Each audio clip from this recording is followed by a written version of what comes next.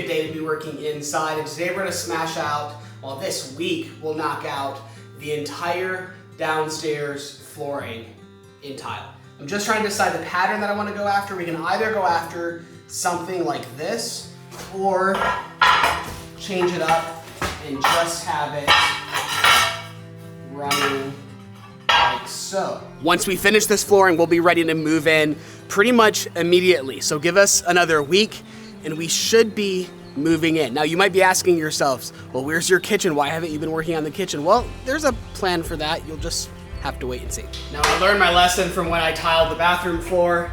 I have a team to help me on this ground floor because it would take me probably, I don't know, 3 weeks by myself, but hopefully with a professional and my help as well, we can knock it out in 1 week. They're meant to arrive in about an hour, but I wanted to show up extra early just to prepare the entire site for them, to level out the floor and to cut around the border and clean up all of those edges so that when they arrive, we can get straight to it.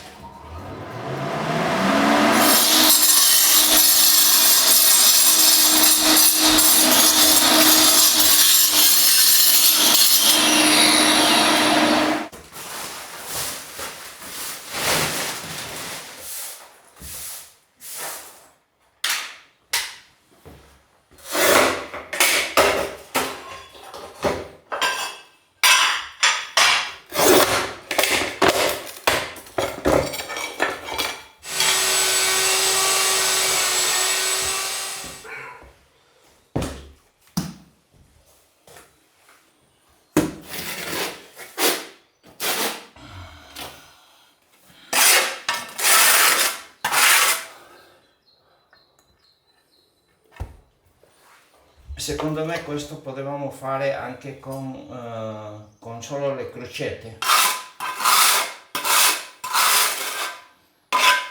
Se vuoi posso comprare crocette questa sera, se non c'è qui.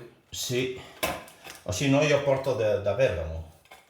Well, you guys know how much I love watching and learning from a professional, and you know how much I struggled putting in the tile in the bathroom, and already I'm learning so much, mostly just that I was overthinking things, and there's so much simpler of a way, even down to the saw that he's using and the way that he's cutting around the corners, and I was way overcomplicating things, as I tend to do. The starting point is always the most difficult. He's working in a corner. There's not a lot of space that I can work with him, so I'm gonna go make us some coffee, and then we'll get back to work.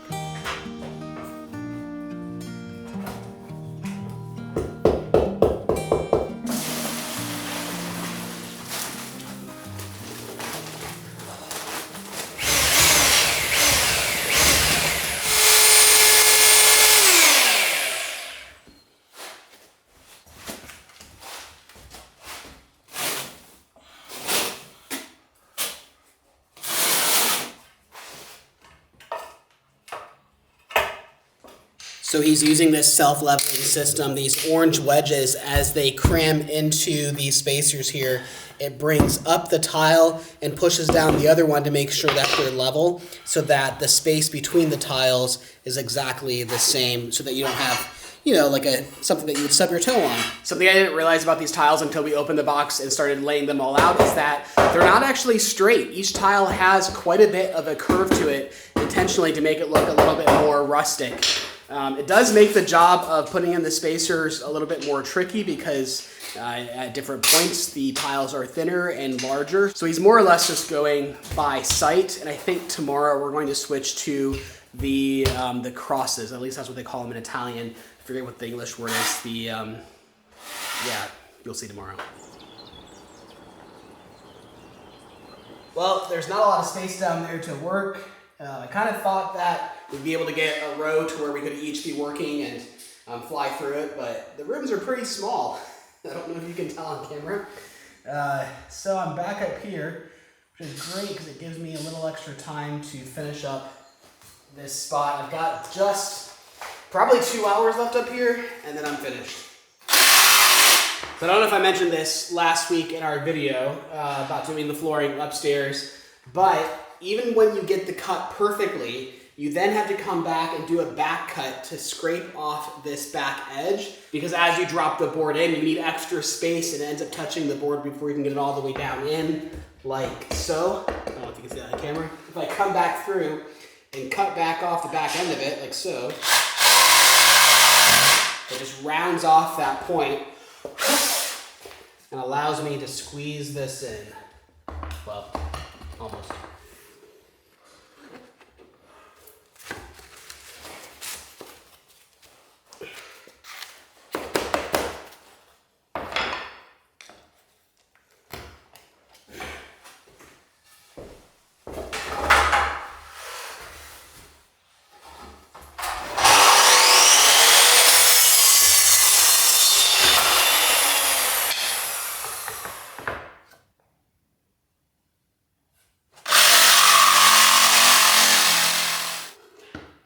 Wow, good job.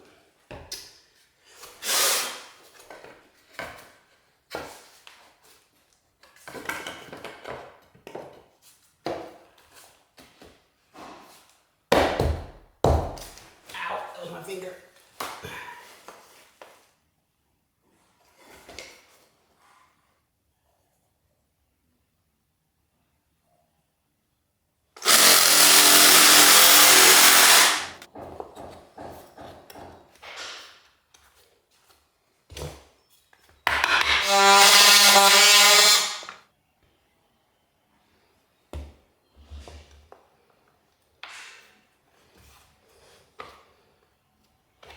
Okay, the final piece. Oh, well, finally, it's finished. The last few pieces were so small that I could barely get them in, but it's finally finished, which means I get to clean up all of this disaster.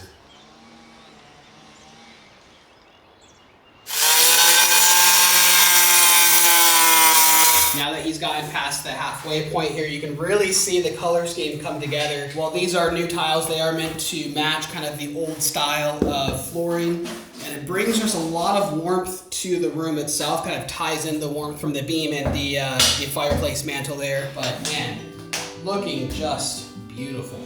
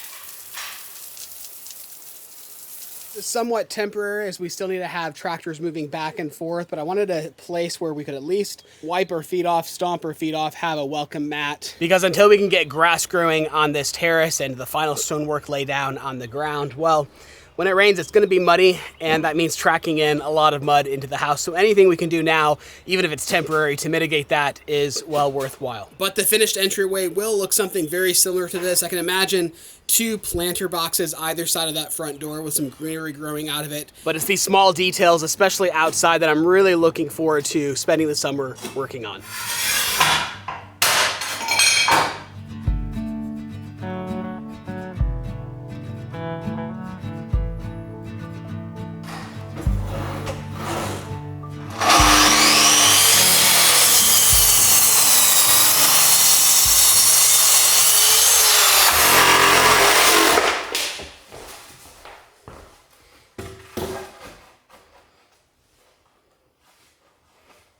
Please understand that these are very, very temporary.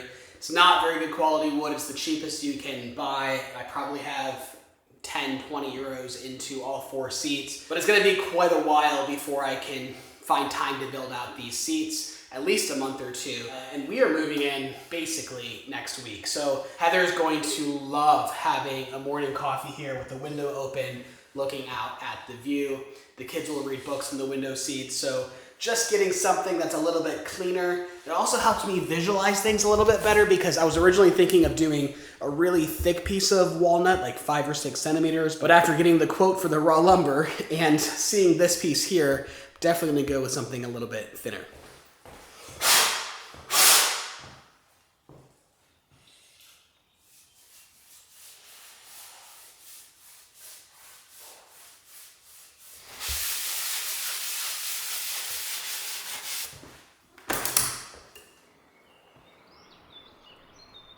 Well, we have now reached the end of day 2 of the tile job. Really, without me filming that much, I apologize for that, but I spent the entire day cleaning up the office, which was just a disaster with all of my tools, organizing everything, getting ready to tile that floor as well. But for now, let me give you an update. As you enter the front door here, you can see that he's just now finished off the living room and has moved into this under the staircase cupboard area that the girls just love. They want that to be like a reading nook or something. And in here you can see just how much the tile brightens up the room, warms up the room, splashes some warm color on the wall. And I'm thrilled with it. I'm still debating what to do about the grout, but you can see here why it just goes so slow. Cutting around these tiles, every single tile shaped around the stone just takes a really long time. But one way or another, this week in this video, we do plan to finish all of the tile work. We'll pick back up tomorrow morning.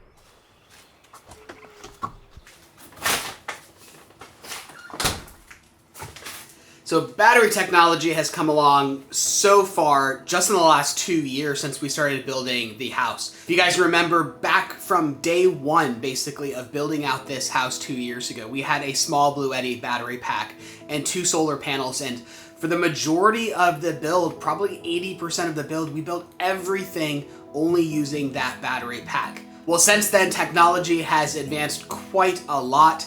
And now behind me, I have the Bluetti Apex 300 battery system to power our entire house. So since using that very first battery pack, you guys have known that I've been a huge fan of Bluetti, so I'm very pumped that they are sponsoring today's video. But I wanted to tell you about the Apex 300 system because it's just a whole new leap forward in technology in terms of what it offers, and also comes with a hefty price reduction. And throughout this, please keep in mind that while I'm using the European model of the Apex 300, there is a US model that has all of the same features, except it has one special feature of both 120 volt output as well as 200 volt output in a single unit, which is very impressive. The Apex 300 offers 3,840 watts of output, which in Italy is quite impressive because the average house only has a 3 kilowatt connection, so this single unit behind me can power more than the entire average Italian house. But the whole idea with this line is flexible expansion. So you can start with just one unit to power your setup, or you can add additional Bluetti batteries like the B300Ks that we have behind me, or you can run the system in parallel and have 2 of the units, which just doubles the output that you have, or even in parallel with 3 units, which triples the output. So I know there's a lot of technical jargon, but just think about the system as being the most flexible system out there. So whether you're just having a small camper van setup, this is your go-to battery pack. Or if you want to expand all the way up to a massive mansion that needs to be powered off-grid, you can stack these guys on top of each other and plug in enough batteries to have 58,000 kilowatt hours of capacity, which is just mind-blowing. Not to mention that it has unmatched solar charging capability. This system is also perfect for our house as we plan to have a large amount of solar panels, and when paired with the accessory called the Solar X 4K, you can get up to 4,000 watts of solar input. But then finally, the best feature is the return on investment, which is quite low given the fact that this is a very low entry price point and allows you to expand quite flexibly to a very high degree. Depending on the amount of sun you get and the solar input that you have, you could see a return on investment in as little as 2 years. Bluetti offers a pretty impressive portable fold-out solar panel charger for this system, or you can use any traditional solar panels that you might be able to find. But even if you're not using this with a solar panel setup, this system can allow you to save money by programming when you charge it and when you use it. So you can charge the system during more affordable hours from your energy provider, and then use the system during peak hours when energy is more expensive, and you'll be saving money on your electricity bill even without having any solar panels. Now, if you want to start small and use this setup for an RV or a camper van or even a small mountain hut off-grid, and if you're going to use mostly DC power, you might want to get this DC power hub, which allows you to split off and have 12 or 24 volt output as well as USB-C charging, and it has up to 700 watts of output for 12 volt, 24 volt. That's quite a lot. All right, so you can't even make this up. Normally it'd be a little bit annoying when the power goes out, but the power just went out. And it's the perfect time to show you how powerful this guy is. So that means that today, for the rest of the video and the next couple of days, all of the tools that we're gonna be using will be powered by this battery. But I thought rather than that, I would show you some of the household typical items that are quite power hungry. So I can run our microwave, which pulls a lot of power. I can run a tea kettle. I can run this little wine mixer that I brought over, and literally probably twice as many kitchen appliances like this that are usually quite power hungry, including a fridge, an oven, all of your lights, and several other small appliances, and this guy can handle it all. Obviously, I get a little bit overexcited and a little bit nerdy about things like this, but if you want to check out Bluetti for yourself, I'll leave a link in the description below. This system really does have me impressed.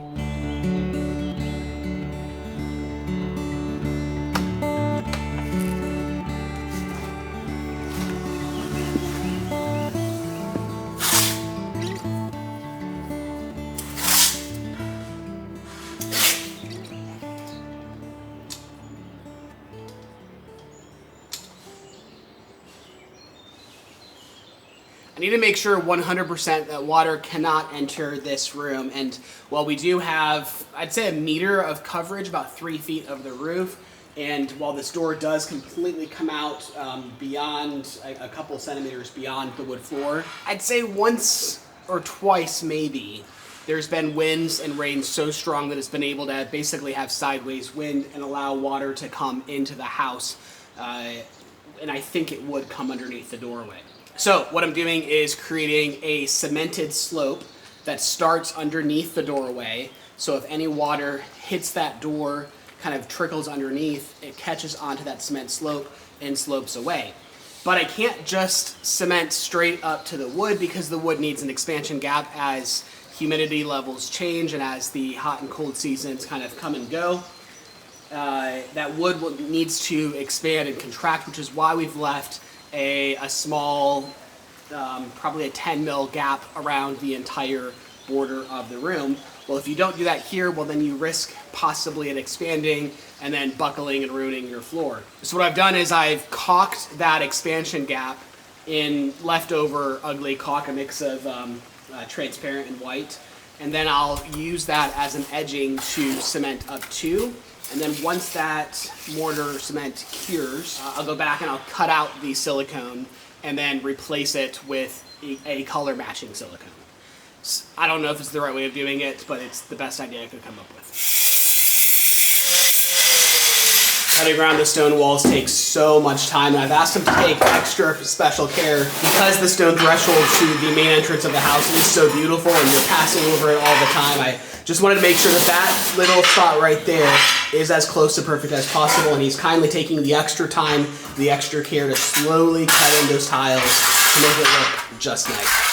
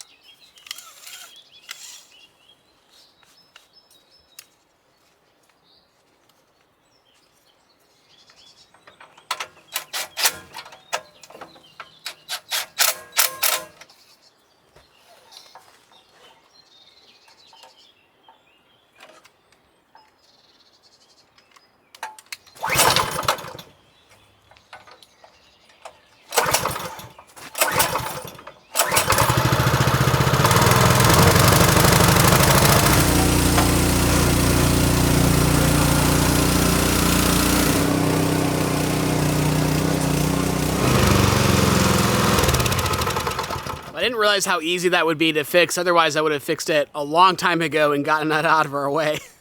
But nevertheless, happy to have it working again.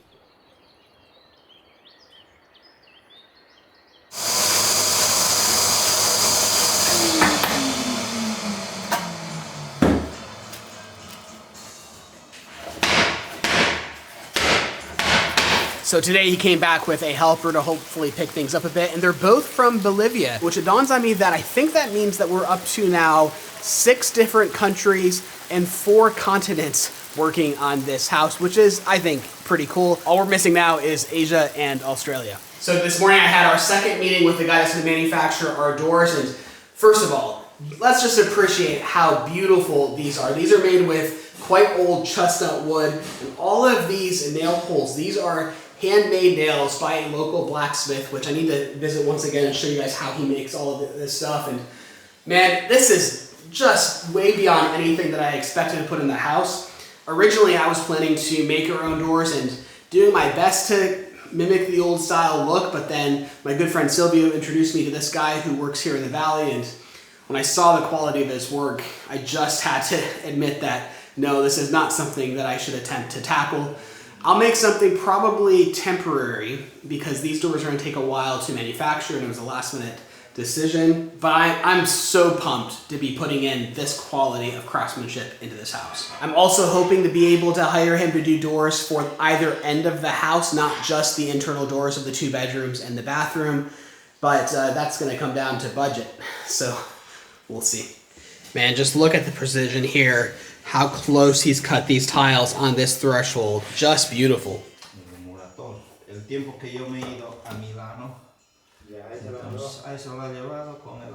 This line up against the stone wall is just looking excellent, and especially once we fill in some of these holes with a little bit of cement, and obviously once we add in the grout, this floor is just looking fantastic. So at this point, I think Heather is losing her mind a little bit because, as I mentioned before, she's in America right now with the kids visiting family, and they're going to be arriving very shortly in just a couple of days. But I stopped sending her pictures a little while back. I stopped sending her updates because I want her to be surprised, and she has no idea what's going on. And she keeps asking me how things are going, and well, I've been downplaying things a little bit, and I want her to be surprised and just be thrilled to be moving in basically as soon as they get back here, which is what I've been pushing towards for the last couple of weeks, working from 6 a.m. to 8 p.m. I'm exhausted, but I just want them to get out of that little apartment and enjoy living here as we've been working towards for the last 2 years. But that surprise will come in our next video, so make sure you come back and check that out.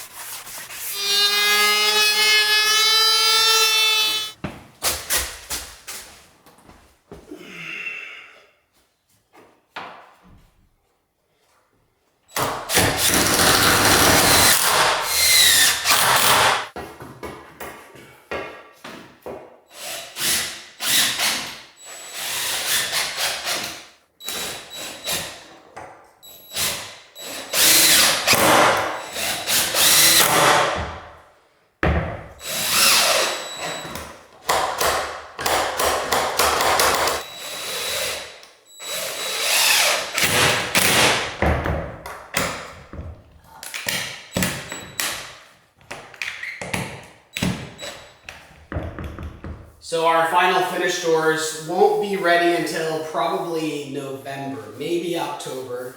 He's quite backed up. He's in very high demand. He builds all of the doors for the surrounding churches and all of the rustic restaurants and whatnot. So he's quite busy. So until then, I'm just going to be making temporary doors. This honestly was 35 euros worth of cheap lumber. So I'm pretty pleased with how it turned out for that and half a day of work. But since it's going to be a good, I don't know, 3-4 months of waiting, I just wanted to make it as nice as I could without going too overboard.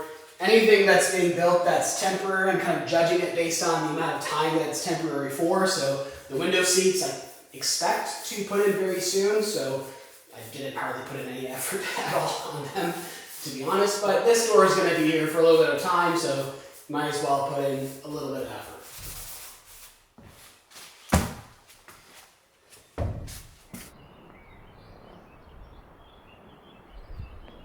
Once we move in, after getting fully settled, our top priority will be obviously the kitchen, but it's going to take some time. We're going to build out the cabinets ourselves. My parents are actually coming. My dad's a professional builder, unlike myself. He's going to help us build the cabinets, and I think the whole process is definitely going to take a couple of weeks, but then you have to wait for countertops to arrive and plumbing to be hooked up and all of that. So just like we built something for the outside, I need to build something that's small, has a sink, a prep area, something to cook on. I do believe our stove is going to arrive the day we move in, and so far everything's on schedule, but we'll see how it goes. So I'm not going to drop in a cooktop or anything like that. I just need a sink, a faucet, and a nice place that can be easily sanitized and able to prep food on.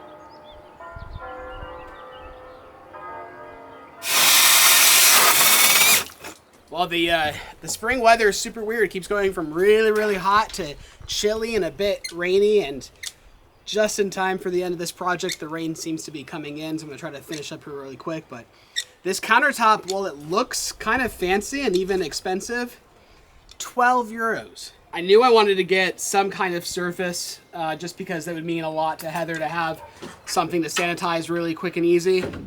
But I thought it'd cost a lot more than that. It was on sale. It was the last of the stock, but also tiles in Italy are just really super cheap.